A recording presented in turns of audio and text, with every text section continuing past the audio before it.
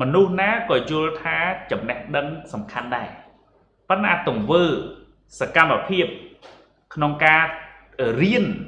តស៊ូខំបដិញ្ញាឲ្យខ្លួនឯងមានចំណេះដឹងហ្នឹងអ្នកខ្លះល្វើយយល់ថាសំខាន់ពេលនិយាយហ្នឹងចប់ពីហ្នឹងអត់សូវប្រឹងរៀនទេបើយើងយល់តែការហូបបាយសំខាន់ដើម្បីរស់ហើយយើងហូបលិចដែតណាយើងអត់ហូបខ្ញុំជឿថាជីវិតម្នាក់ប្រកាសជាស្គមរីងរៃទោះបីជានៅលើផែនដីហ្នឹងមានម្ហូបអាហារច្រើនក៏ដោយអញ្ចឹងមនុស្សយើង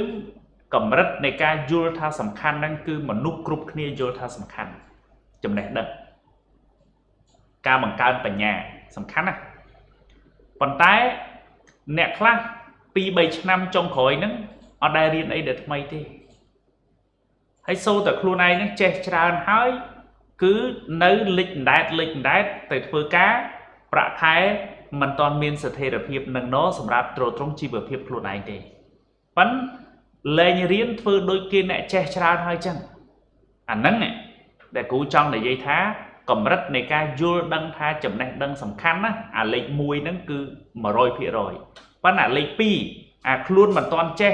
ទៅរៀនដើម្បីឲ្យមានចំណេះដឹងខិតខំប្រឹងប្រែងរៀនសូត្រហ្នឹងអាហ្នឹងកម្រិតហ្នឹងគឺនៅខ្សោយមែនតើអញ្ចឹងហើយបានវាអត់អាចមកមាន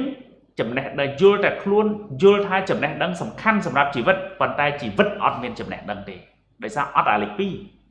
អញ្ចឹងគឺបងប្អូនយើងយកចិត្តទុកដាក់ពិចារណា